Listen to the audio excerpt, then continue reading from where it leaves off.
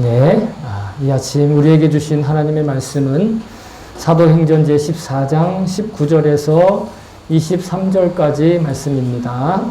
사도행전 제14장 19절에서 23절까지 말씀. 네, 성경을 찾으신 분들은 본인의 성경을 들고 자리에서 일어서 주신. 네, 자, 그러면 우리 같이 목소리를 모아 주님 말씀을 읽도록 하겠습니다. 됐나요? 시작. 그런데 유대 사람들이 안디옥과 이고니온에서 거기로 몰려와서 군중을 설득하고 바울을 돌로 쳤다. 그들은 바울이 죽은 줄 알고 그를 성 밖으로 끌어냈다.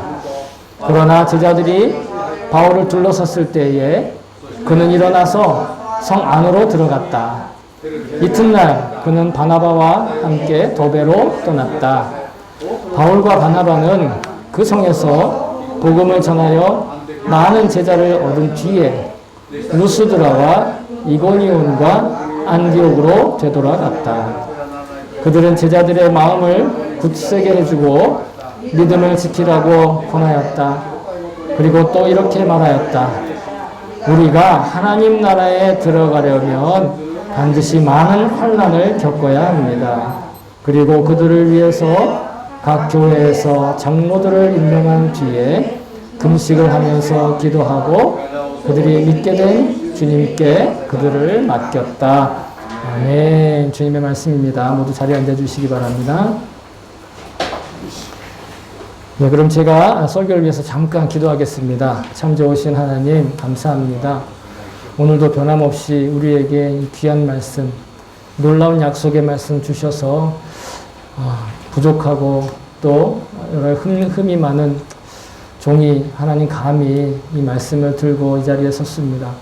그러나 주님께서 저의 입을 사용하셔서 하나님 사랑하시는 백성들의 귀에 들려질 때 그 마음 가운데, 귀로는 사람의 음성으로 들리지만 그 마음 가운데 계신 성령님께서 그 마음으로는 하나님의 말씀을 들을 수 있는, 하나님의 음성을 들을 수 있는 그런 시간 될 수 있도록 주님 도와주시고 역사하여 주시옵소서.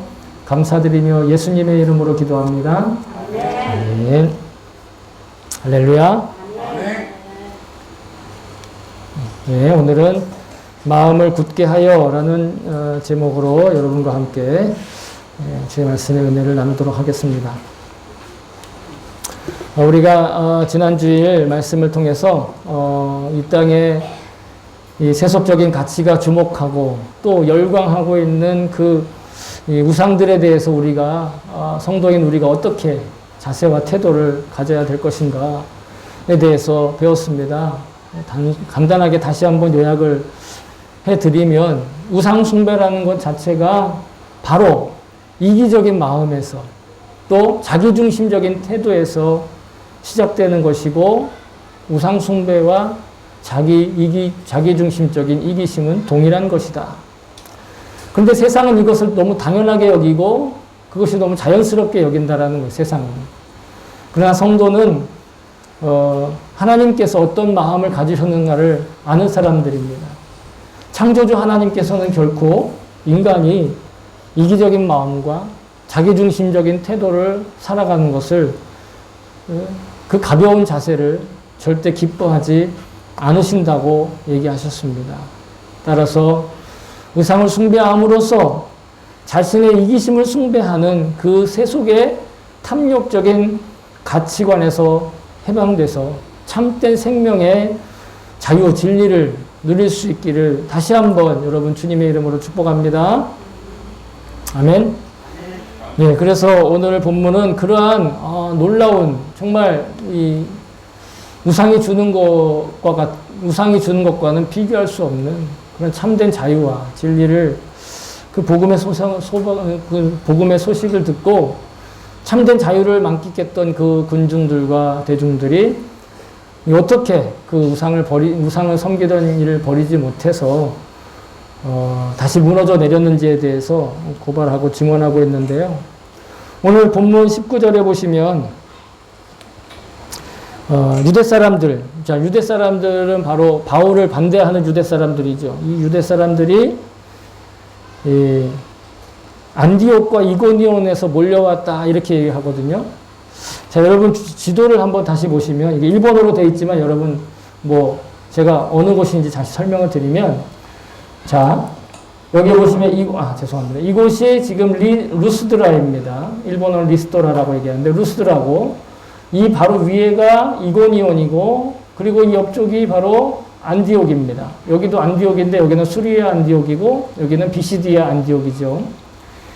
이 안디옥이라는 곳과 이 이고니온에 있는 사람이, 이고니온에 있던 사람들이, 유대 사람들이 이 우상을 섬기다가 이제 바울의 복음을 듣고 우상 숭배를 막 버리기 시작한 이방인들의 도시인 루스드라까지 그 소문을 듣고 쫓아온 거예요. 그 소문을 듣고 쫓아와서, 그러니까 결코 가까운 거리가 아닙니다. 그죠? 바울도 이미 이 안디옥과 이고니온에서 전도를 하다가 배척당하고 쫓겨나서 이 루스드라까지 왔잖아요. 그죠? 그 과정들을 지금 계속해서 말씀을 통해서 여러분 함께 나누고 있는데, 이곳까지 이 먼 거리를 쫓아와서 바울과 바나바가 전도하는 것에 대해서 비방하고 선동하면서 그들을 그 행동을 멈추지 않았다라는 것인데, 자, 오늘 특별히 성경은 그 19절에 이 사람들이 멀리까지 쫓아와서 어떻게 했느냐? 우리 세번역 성경은 군중을 설득했다 이렇게 나오고 있어요. 군중을 설득했다. 설득했다고 하는데 우리 개역 성경 다른 번역이죠. 다른 번역은 무리를 충동하였다 이런 표현이 나와요. 그래서 종합해서 원어로는 뭐라고 써 있는가 살펴봤더니 설득을 하는데 어떻게 설득을 하냐면 자기 편으로 만들기 위해서 감언이설로 설득을 하는 거예요. 그러니까 설득을 해서 온당한 어떤 이해를 시키고 뭔가 이렇게 정당한 사실을 이야기하는 것이 아니라 자기의 편에게 유리하게 자기의 편으로 이렇게 싹 들어올 수 있도록 그런 어떤 감언이설을 통해서 그들을 소위 매수한다고 하죠. 매수한다는 말 있잖아요. 그죠? 그런 것처럼 뭘 그들에게 돈을 준 건 아니지만 그런 감언이설을 통해서 그들의 마음을 사로잡았다라는 거예요. 근데 여러분 왜 그런 표현을 썼느냐면 실제로 유대 사람들은요, 원래가 이방인들을 사람 취급도 하지 않던 사람들이에요. 유대인들은 이방인을 뭐라고 생각했냐면 죄송합니다. 어떤 유대인 랍비의 제자가 그 랍비 스승에게 물었어요. 하루는 뭐라고 물었냐면, 스승님, 이 땅에 사람들 가운데 유대인들보다, 하나님의 선민인 유대인들보다 이방인이 훨씬 많습니다. 하나님은 왜 선민인 이방인은, 선민인 유대인은 적게 만들고, 그 수많은 이방인들을 왜 만드셨습니까? 그 쓸데없는, 아무 쓸모도 없는 그런 존재를 왜 만드셨을까요? 가끔 우리 가족 중에 한 사람이 이렇게 묻습니다. 하나님은 왜 바퀴벌레를 만드셔가지고 왜 바퀴벌레를 만드셨는지 모르겠다고. 그런데 유대인들이 이방인을 보는 관점이 그러했다라는 거예요. 그러면서 스승이 뭐라고 대답을 하냐면, 하나님이 왜 이방인을 만드셨는가 놀라지 마세요. 우리도 그 이방인에 속해 있는데. 간데다상 기가이 지타이요 가이테 구다사이. 배터리가 됐어요. 배터리 이미 나인 됐어요. 기가이가 아리마스.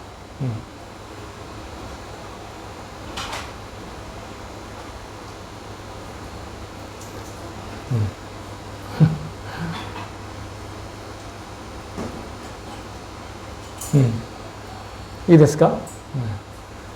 뭐라고 대답을 했냐면, 하나님이 이방인을 왜 만들었는가? 나중에 최후 심판이 되고 나면 지옥에 불을 떼야 되는데 지옥불에 땔감으로 쓰려고 이방인을 만들었다. 그렇게 대답을 했다는 거예요. 실제로 있는 예화입니다. 유대인들이 이방인을 어떻게 보았는가? 그런데 그 유대인들이 이 루스드라에는 지금 회당을 찾아가지 않고 이방인들이 거의 없었어요. 유대인들이 거의 없었어요. 거의 이방인들만 있어서 이방인들에게 복음을 전했는데 이곳까지 쫓아와가지고 바울과 바나바의 사역을 방해하고 비방하고 심지어는 자신들이 인간 취급도 하지 않는 그 이방인들을 자신들의 편으로 만들면서까지. 네. 아니, 바퀴벌레 보듯 하고 지옥의 땔감 정도로 보는 그런 이방인들을 자기네 편으로 받아들이면서까지 지금 바울과 바나바와 복음 전도하는 것을 지금 방해하고 그들을 선동하고 있다라는 거예요. 사람들이 참 완악하죠. 이 이야기를 들으면서 이들은 이방인이지만 이방인들도 불과 얼마 전까지만 해도 이 바울과 바나바를 자신들의 어떤 최고신이라고 생각하는 제우스와 헤르메스라고 막 칭송하면서 제사까지 드리려고 했던 그 이방인들인데, 그 루스드라의 시민들인데, 이들은 갑자기 태도를 돌변해서 그냥 그들에게 돌을 던져 죽이려고 할 정도로, 그 정도로 유대인들이 집요하게 그 이방인들을 설득하고 설복시키고 그들을 아주 미혹했다라는 것입니다. 결국 바울은 돌에 맞아서 쓰러져 버렸어요.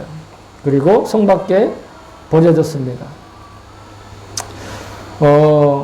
우리에게 전해지는 그 이후로도 계속해서 우리에게 전해진 이 복음, 우리가 복음을 믿기에 예배드리지 않습니까? 이 복음에는 물론 하나님이 직접 친히 놀라우신 역사가 있습니다. 그리고 그와 더불어 이 사도들의 이러한 목숨을 건, 정말 자신의 목숨까지 내놓은 이 사명과 소명 가운데 우리에게 복음이 전해진 것을 또한 알 수 있을 것입니다.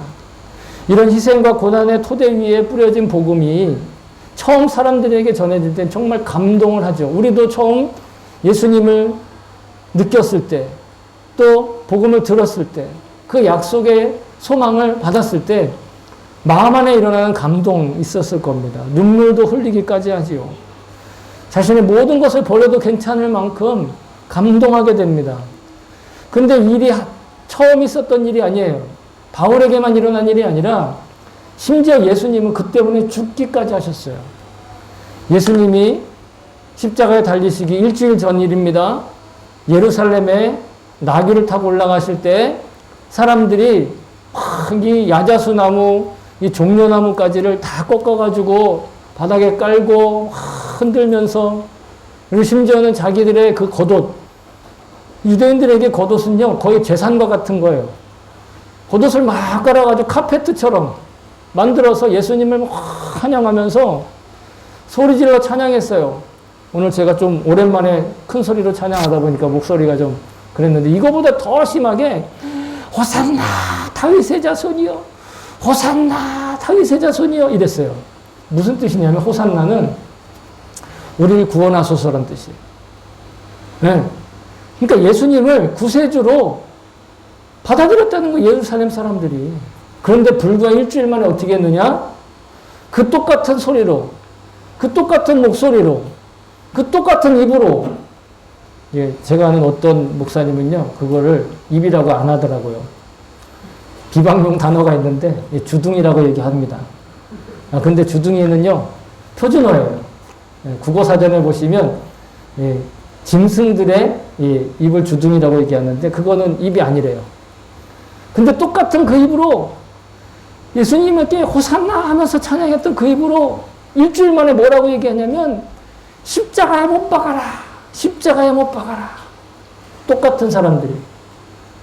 바울에게도 똑같았어요. 똑같은 루스드라 사람들이 유대인들이 뭐라고 삭삭삭 하니까 곧바로 바울에게 돌을 들어서 던지고 죽이는 거예요. 근데 그 배경에 되는 이야기는 후에 다시 한번 말씀을 드릴 기회가 있을 거라고 생각을 하는데, 어쨌든 이 복음을 듣고 믿고 이해하는 것도 참 대단한 일이에요. 복음은 사실 이해가 안 되잖아요. 복음을 이해하고 믿는 사람은 거의 없어요. 믿었더니 조금씩 이해의 폭이 넓어지는 것 뿐이죠. 그런데 여러분, 더 중요하고 더 대단하고 더 우리가 에너지를 쏟아야 될 일은요, 그 들은 복음에, 그 믿는 복음에, 그 복음을 지키는 일이에요. 그 믿음을 지키는 일.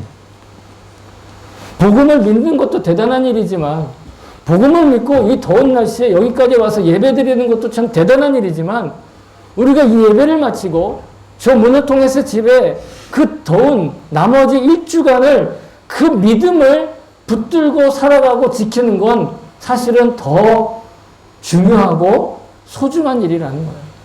그래서 성경에 보면요, 복음에 대해서 자세하게 설명을 안 해놨어요. 어떤 분들이 막 복음에 대해서 이해를 잘 못하는 것도 이해가 가요, 저는. 왜냐하면 복음서, 사복음서가 있고 공간복음서가 이렇게 있잖아요.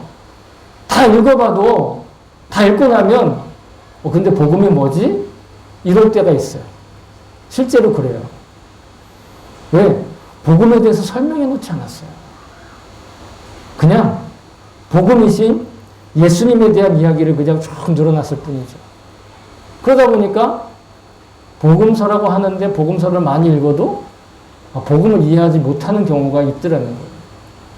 그런데 복음을 이해하는 것보다, 복음이신 예수님을 믿고 의지하는 것보다 사실 더 중요한 게 내 안에 찾아오신 그 예수님, 복음이신 예수님을 내 삶에서 지켜나가는 거예요. 왜냐하면 복음서 이외에 다른 성경들은 다 그 믿음을 지키는 것에 관해서 이야기를 하고 있더라는 거예요. 예수님의 천국 복음을 지키는 일에 대해서 나머지 성경이 다 얘기하고 있는 거예요. 복음에 대해서는 많이 얘기하지 않아요. 정말 중요한 건 복음을 듣는 것도 중요하지만 실은요, 복음을 들은 우리들이 그 복음을 목숨과 같이 지켜내는 것이 정말 중요하다는 것입니다. 계시록 성경에, 계시록은 이때 마지막 때를 예언한 책이라고 하잖아요. 계시록 성경에 많이 자주 나오는 표현이 있지만 단 한 구절만 소개를 해드리면 이렇게 얘기하고 있어요. 성도들의 인내가 여기 있나니 그들은 하나님의 계명과 예수에 대한 믿음을 지키는 자니라. 아멘. 일본어 성경은 인내한다고 했어요. 인내. 계시록의 많은 부분들이 지켜내는 거예요. 지켜내는 거. 믿음을 지켜내는 거. 여러분, 예수님 믿는다는 것의 진짜 본질이 뭔지 아십니까? 바로 복음의 약속을 믿는 거예요. 하나님의 약속을 믿는 거예요. 예수님께서, 물론 예수님께서 우리의 기도를 들으시고 하나님께서 우리의 기도를 들으시고 우리의 기도를 이루어 주시고 성취해 주세요. 예수님께 무언가를 빌면 뭐든지 이루어지신다는 그런 기복의 신앙이 우리 기독교에도 있어요. 없는 게 아니에요. 그런데 여러분, 그것은 복음을 믿는 현관에 불과해요. 현관. 여러분, 현관에서 자는 사람 없잖아요. 현관에서 주무세요? 현관에서 밥 먹어요? 저는 어렸을 때 우리 주인집 현관에서 살았던 적이 있어요. 그걸 소위 일본어로는 없지만 그걸 소위 문간방이라고 얘기합니다. 대문이 있고, 예? 대문이 있고 그 본격적으로 집으로 들어가기 이 골목이라 하면 좀 그렇지만 거기 바로 옆, 신발장 놓는 그 바로 옆에 원룸 비슷하게 딱 문이 하나, 방이 있어가지고 거기서 우리 아버지랑 저랑 이렇게 어머니랑 셋이서 이렇게 살았었어요. 아주 어렸을 때. 그걸 문간방이라고 그러죠. 근데 문간방의 특징은 길과 집과 구별이 잘 안 된다는 거예요. 현관에 있다라는 건 길에 있다는 거와 마찬가지인 거예요. 그러니까 우리가 예수님을 믿는데 예수님의 복음을 믿고 예수님의 그 복음을 지키지 않고 그냥 다른 종교인들과 똑같이 내가 원하는 걸 바랄 때만, 내가 원하는 것이 이루어지기만, 그것만 붙들고 있으면 나는 지금 복음이라는 큰 집에, 천국이라는 큰 집에 그 중심으로 들어가지 않고 그 문간방, 그 문 현관 옆에 있는 거. 그러면 길에 있는 거랑 똑같다라는 거예요. 아직 들어가지 않은 거랑 똑같다라는 거예요. 그래서 계시록 22장에는 뭐라고 다시 얘기를 하냐면 보라 내가 속히 오리니 예수님 말씀하시는데 보라 내가 속히 오리니 이 두루마리의 예언의 말씀을 지키는 자는 복이 있으리라 하더라. 예언의 말씀을 지키는 자가 복이 있다라는 거예요. 우리는 그냥 예수 믿으면 천국 가고 예수 믿으면 좋고 예수 믿으면 복 받는데 이러고 믿었잖아요. 그건 현관이라고요. 현관. 그 현관을 통과해서 그 문 안으로 들어가서 그 집 안으로 들어가는 건 뭐냐? 예언의 말씀을, 이 성경의 말씀을, 예수님 말씀을 기억하고 지키고 붙들어 매는 거예요. 자기한테. 사실 그게 더 중요하다는 겁니다. 안 그러면 계속 현관에서만 도는 거예요. 길가에서만 있는 거예요. 여러분, 예수님께서 이 땅에 다시 오십니다. 예수님께서 이 땅에 다시 오실 그때까지 하나님 나라가 이 땅에 완전히 현실로 완성될 그날까지 자기 자신의 성도로서의 정체성 지키고 버티는 자, 그 사람이 바로 복된 사람입니다. 그 사람이 바로 축복을 받은 사람이에요. 그때까지 겨우 버텨야만 겨우 얻어내는 것이 아니라 실은 그렇게 지키고 있는 것 그 자체가 바로 복된 삶을 살고 있다는 것을 여러분 믿어지시기를 축복합니다. 지키지 않고 있으면 이미 벗어나 있는 거예요. 지킨 다음에 결과가 복이 있는 게 아니라 지키고 있는 그 자체가 복된 거라는 거예요. 자, 저와 여러분이 복음을 믿는 이 자리에 벗어나지 않고 복된 인생의 자리 끝까지 지켜나가실 수 있기를 주의 이름으로 축복합니다. 자, 이제 복음을 전하다가 바울이 드디어 돌에 맞아 기절했어요. 아직까지는 비방만 당하고 미움만 당하고 손가락질 당하고 저주받고 이랬지만 돌에 맞아 기절한 적은 없잖아요. 근데 성경은 오늘 바울이 돌에 맞아서 죽은 것처럼 되었다는 거예요. 그러니까 기절한 거죠. 사람들이 다 죽은 줄 알았다는 거예요. 그래서 어떻게 했느냐? 성 밖에다 갖다 버렸어요. 장례를 치러주지도 않았어요. 그러니까 바울과 함께 전도 여행을 하던 제자들, 즉 예수님이 가진 제자들이 같이 모여서 바울을 가운데 두고 둥글레 섰어요. 그랬더니 갑자기 어떻게 해요? 정말 놀라운 일이 벌어진 거예요. 바울이 벌떡 일어났다는 겁니다. 아멘. 이게 뭐 그들이 기도를 해가지고 막 이렇게 했다 그게 아니라 그냥 이 수순을 어떻게 수습할까? 이 상황을 어떻게 처리할까? 어떻게 장례를 치르지? 이거 우리 여행 중에 사람이 죽었다. 어떡하지? 이러고 있었는데 갑자기 바울이 일어났다는 거예요. 근데 그 뒤에 이야기가 더 놀라워요, 여러분. 자, 여러분 만약에 우리의 입장에서 누가 전도여행을 가다가 비전 트립을 가다가 선교여행을 갔는데 큰일을 닥쳤어요. 그리고 이제 그런데 막 기적적으로 사람이 살아났어요. 어떻게 할까요?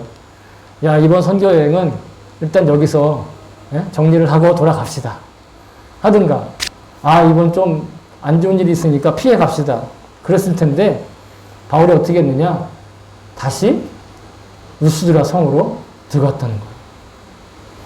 사람들이 돌로 쳐 죽였던, 자기를 돌로 쳐서 죽였던 그곳으로 다시 돌아갔다는 거예요. 그리고 나서 그 뒤에 무슨 일이 있었는지는 얘기하지 않지만 다시금 바나바와 함께 더베라는 곳에서 복음을 전했다라는 것입니다. 여러분, 아까도 말씀드렸지만 우리가 그런 큰 일을 당하거나 정말 내가 그 하나님의 말씀에 순종하는 삶을 살다가 그런 어려운 일을 당하면 포기하기도 쉽고 딴 길을 찾아가기도 쉽고 다른 대안을 생각하기 쉬운 게 인지상정이고 우리 생각이에요. 근데 바울은 그렇게 하지 않았다는 것이죠. 제가 곰곰이 생각을 해봤는데 왜 그랬을까? 바울은 예수님을 만났기 때문에 그런 거예요. 예수님과의 만남이 있었잖아요. 환상 중에였지만 부활하신 예수님과의 만남이 있었다라는 거예요. 다메섹 도상에서 그는 부활하신 예수님 만났잖아요. 예수님을 만난 이후로는요, 자신의 죽음도 삶도 다 자기가 목숨을 지키는 일이나 생활을 뭐 이렇게 잘하는 일이나 다 의미가 없어졌어요. 그냥 자기의 목숨을 내놓고서라도 지켜야 될 것이 자기의 복음을 전하는 사명이 된 것이에요. 여기까지만 말하면 참 바울은 대단하다. 우리는 바울의 발에 때만도 못하겠다. 이렇게 생각할지 모르겠지만 여러분, 우리가 예수님을 만나고 각자의 사명을 발견하기만 하면 여러분 그 사명에 사로잡혀서 살 수 있어요. 바울처럼 우리도 살 수 있다라는 거예요. 아니 목사님 내 나이가 몇이고 내 상황이 어떤데 지금 전도 여행을 가고 선교 여행을 갈 수 있단 말이에요. 그 뜻이 아니에요. 바울에게는 자신의 인생을 다 맞춰서 다 모든 것들을 다 내려놓고 전도 여행을 하는 게 그의 사명이었다고 한다면 여러분 우리는 지금 하나님께 각자에게 주신 각자의 고유한 사명들이 있다라는 거예요. 우리는 그냥 내가 먹고 살기 위해서 아니면 내가 지금까지 어떻게 이렇게 저렇게 살다 보니까 이렇게 살고 있다라고 생각할지 모르지만 실은 하나님께서 그 삶들을 통해서 그 생활들을 통해서 나에게 고유한 그런 사명들을 지금 맡겨주셨다라는 거예요. 저만 사명이 있어서 여기 있는 것이 아니라 우리 모두가 다 그런 사명을 갖고 있다라는 거예요. 근데 그걸 어떻게 발견할 수 있느냐?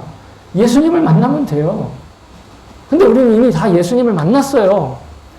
예수님을 만나지 않은 사람은 이곳에 올 수 없다니까요. 10주 영역 때 우리가 다 얘기했잖아요. 예수님이 아니면 하나님을 아버지로 부를 수 없다고요.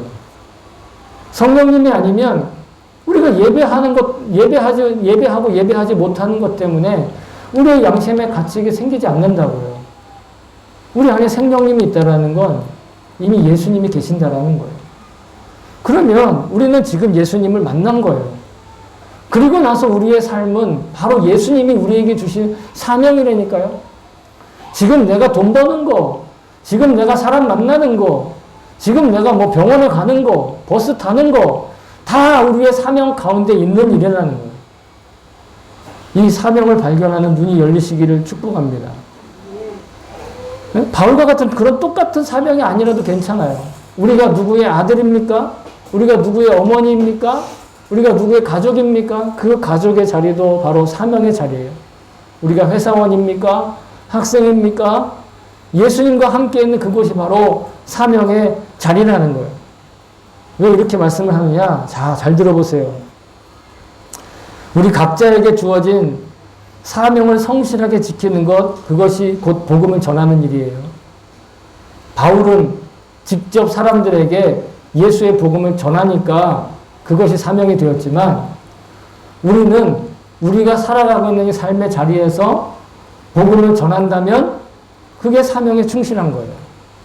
어떤 자리에 있든지 간에. 복음을 믿는 자로서 생활을 지키고 버티는 것, 생활을 지키고 버티는 것, 내가 주의 말씀을 지키는 것, 그게 뭐라고요? 복된 삶이라고요. 다시 말씀드릴게요. 내가 예수님 말씀을 지키고 사는 것, 그게 복이라고요. 그런데 그 자리를 지키고 버티는 것을 보여주는 것은 뭘까요? 복된 삶을 보여주는 거예요. 내가 예수님 말씀을 지키는 것이 복인데 그걸 지키고 있는 걸 보여주는 건 복된 삶을 보여주는 거예요. 복된 삶을 보여주는 건 복된 삶을 접할 기회를 주는 거예요. 복된 삶을 전하는 기회를 주는 게 바로 복음 전도예요. 우리는 이미 지금 사명의 자리에 있는 거예요. 그 사명의 자리의 모습이 사도 바울과 좀 다르고 목사와 좀 다르고 선교사와 좀 다르고 어른과 좀 다르고 아이와 좀 달라서 그럴 뿐이지 우리는 모두 다 지금 예수님의 말씀을 붙들고 있는 한 내 존재 자체가 복음 전도하는 자의 삶을 살고 있다라는 것이에요. 사도 바울은 로마에 있는 성도들에게 이렇게 편지했어요. 우리가 살아도 주를 위하여 살고 주를 위하여 죽나니 그러므로 사나 죽으나 우리가 주의 것이로다. 이 말씀은 죽어도 살아도 우리는 복음 전도하는 자의 사명의 자리에 있다는 거예요. 이미 예수님과 함께 있으면. 즉 다시 말해 우리가 성공하든 실패하든 그 모든 순간과 장소가 시간이 다 복음을 전하고 있는 그 사명 그 자체라는 것입니다. 할렐루야. 여러분들의 삶에 여러분 영적인 자신감을 가져야 돼요. 영적인 자신감을 갖는다고 막 교만하고 어깨 뻐거나 그래 나이 대단한 이 얘기가 아니라 지금 내가 예수님 말씀 붙들고 사는 그 자체가 얼마나 대단한 일인지를 기억해야 된다는 거예요. 그러니까 예수 믿는 사람은 잘 되는 것도 사명이지만 순조롭지 못한 일도 사명이에요. 예수 믿는 사람은 형통한 것도 사명이지만 여러분 실패하는 것도 사명인 줄 믿으시기를 주의 이름으로 축복합니다. 여러분 이거 정말 대단하고 정말 중요한 문제입니다. 우리 항상 성공하기만 바래요. 우리 항상 형통하기만 바래요. 우리는 병 근처에 가고 싶지도 않아요. 우리 마음 잘 알겠어요. 인지상정이에요. 그러나 비록 내 뜻대로 안 되더라도 내 마음대로 안 되더라도 예수님과 함께 있으면 예수님 바라보고 있으면 내 성공과 실패 모두가 다 나의 사명 그 자체인 줄로 믿습니다. 아멘. 자, 그래서 바울은 마지막 메시지를 하나 더 전하겠습니다. 더베라는 도시로 갔습니다. 자, 지도를 다시 보시면 자, 여기가 루스드라였습니다. 그리고 마지막 행선지인 더베가 여기입니다. 여기 일본어는 데르베라고 써 있는데 이게 더베입니다. 자, 지도를 잘 보시면 보세요. 이게 이제 1차 전도 여행의 마지막 행선지라고 볼 수 있는데 여기서 출발했어요. 안디옥에 시리아의 안디옥에서 출발해서 섬에 갔다가 배 타고 이렇게 건너가서 비시디아 안디옥에 갔다가 이고니온 갔다가 루스드라 갔다가 더베까지 갔다가 이제 어떻게 했느냐 다시 거꾸로 돌아갑니다. 그런데 여러분 보통 여행 같으면 우리가 여행 계획을 짠다고 했을 때 잘 보세요. 여기서 출발해서 여기로 다시 돌아올 거예요. 그럼 여기까지 갔어요. 그럼 어디로 가겠어요? 이쪽으로 가지 않겠어요? 보통은? 그런데 더 짧게 갈 수 있는 길이 있어요. 여기가 바울의 고향인 다소라는 동네, 다소라는 마을이, 다소라는 도시입니다. 타르소스라고 써있지만 다소예요. 여기서 배를 타면 이쪽으로 갈 수 있어요. 셀레오키아. 배 타면 더 빨리 갈 수 있어요. 더베에서 다소까지 가서 다소에서, 다소는 게다가 바울의 고향입니다. 얼마나 친숙해요. 여기까지 갔다가 이 항구 도시로 갔다가 안디오로 가면 훨씬 빨리 돌아갈 수 있어요. 그런데 여기까지 거의 다 와서 다시 삥 돌아 거꾸로 돌아갑니다. 그 이유가 뭘까요? 그 이유가 바로 22절과 23절에 기록되어 있어요. 22절에 뭐라고 되어 있냐면 이제 막 복음을 믿기 시작한 제자들의 마음을 굳세게 해주기 위해서 금방 안디옥으로 갈 수 있는 여정의 길을 놔두고 오히려 먼 길을 돌아갔다라는 거예요. 믿음에 이제 막 믿기 시작한 초신자들의 믿음을 굳세게 해주기 위해서. 여기서 굳세게 하다라는 뜻은 견고하고 튼튼하게 한다. 어떤 성이나 건물을 만들 때 무너지지 않게 튼튼하고 견고하게 만드는데 우리에게도 이런 튼튼함과 견고함이 필요하다 생각이 듭니다. 그런데 성도들 견고하게 하려는데 사도 바울이 한 말이 어떻게 보면 좀 야속한 그런 표현으로 나와 있어요. 뭐냐고 얘기했냐면 22절에 제가 다시 한번 여러분들에게 읽어드릴게요. 여러분 눈으로 보시면 됩니다. 우리가 하나님 나라에 들어가려면 반드시 많은 환난을 겪어야 합니다. 아니 지금 이제 막 믿기 시작했어요. 이제 막 예수님 만나고 막 짜릿하고 그랬어요. 그러면 이렇게 얘기해야 되잖아요. 예수님 만났으니 이제는 탄탄대로야. 이제 문제가 생기면 뭐든지 예수님한테 물어보고 예수님한테 응답받고 예수님한테 다 맡겨. 그러면 다 잘 될 거야. 그렇게 해도 믿음을 지킬까 말까잖아요. 안 그렇습니까? 근데 뭐라 그랬어요? 반드시 적게도 아니야. 많은 환난을 겪어야 된다는. 지금 많은 환난을 겪고 계신 분들은 이미 복된 줄로 믿습니다. 여러분 초신자들에게 앞으로 있을 어려움과 각오를 해야 된다고 미리 알려주는 거예요. 왜 그랬냐면 바울도 아까 지도에서 보시면 안디옥이나 이고니온에서 어떻게 했어요?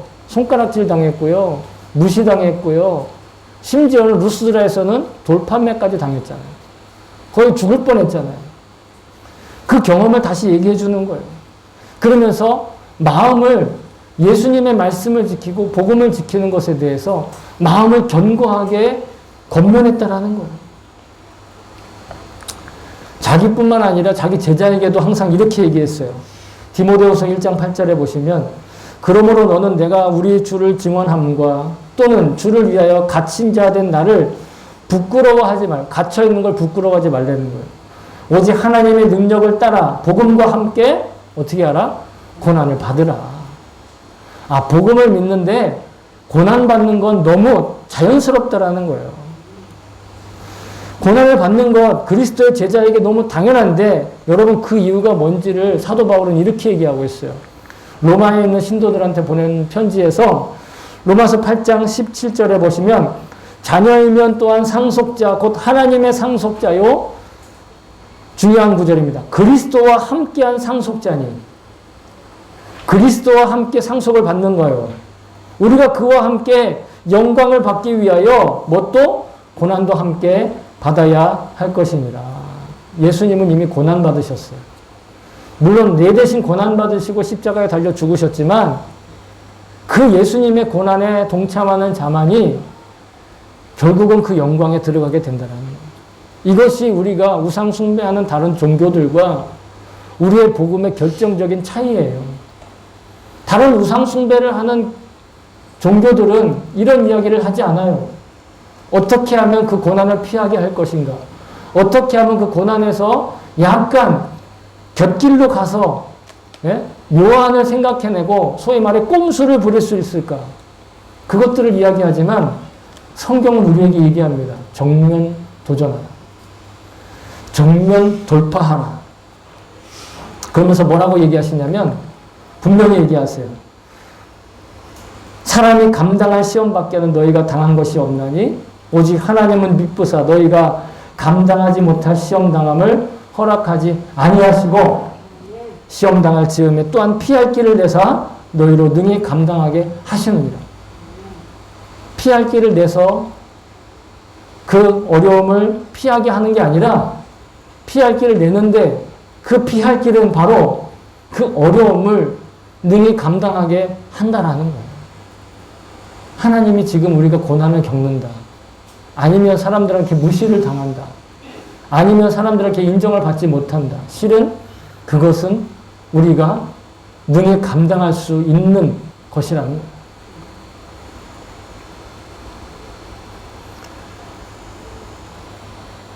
우리가 우리 인생에 이미 어렵고 힘들고 고생스러운 일들이 있다라는 걸 미리 전제를 하고 알고 대응한다면 사실 우리는 아무 두려울 일이 없는 것입니다.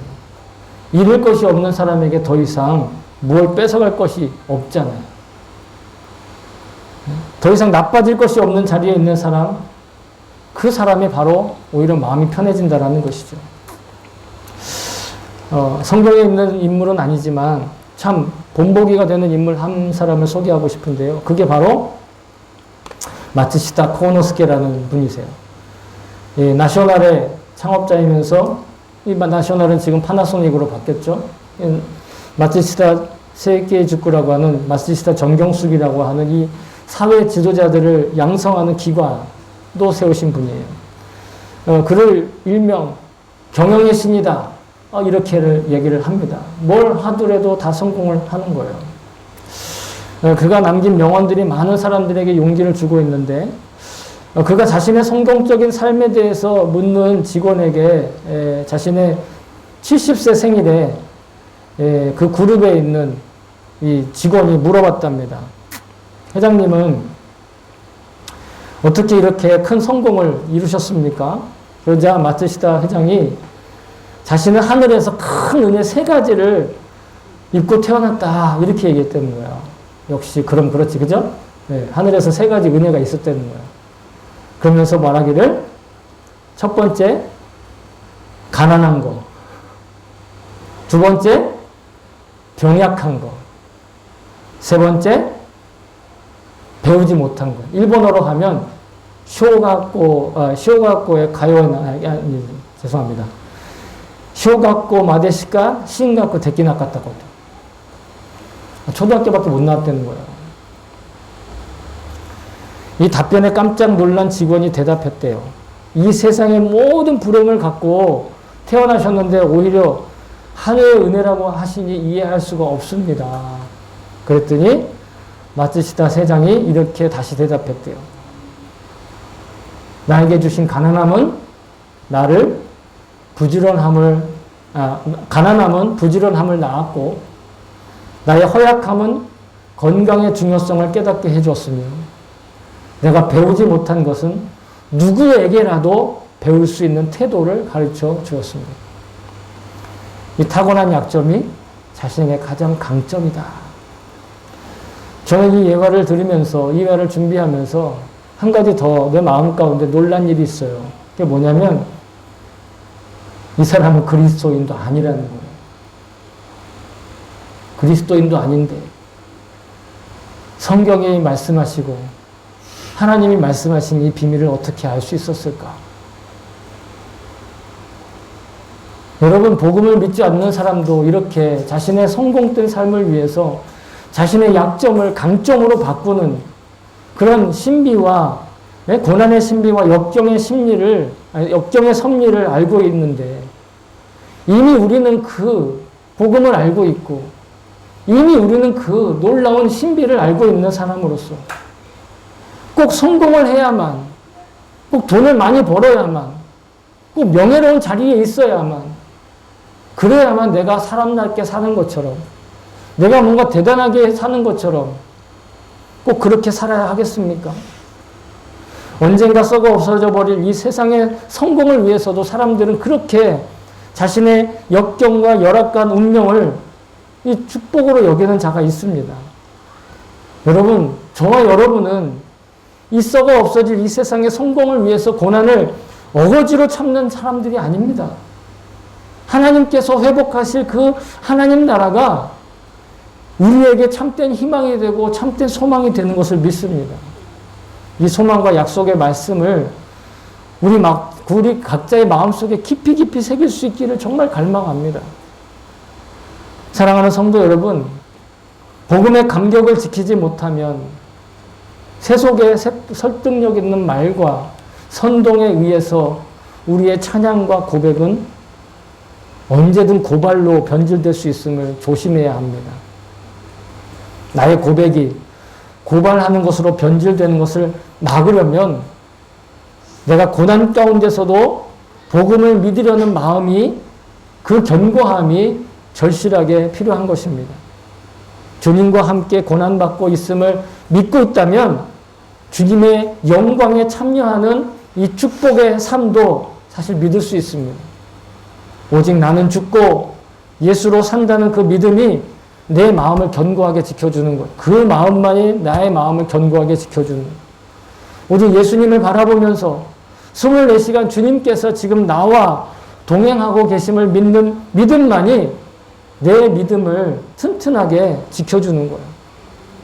저와 여러분이 모든 순간에 우리와 동행하시는 주님, 고난과 고통의 십자가에서 우리와 함께 죽으셨으나 영원하신 영생으로 생명으로 부활하신 주님을 바라보는 은혜의 눈이 활짝 다시 한번 열리시기를 주님의 이름으로 축복합니다. 아멘.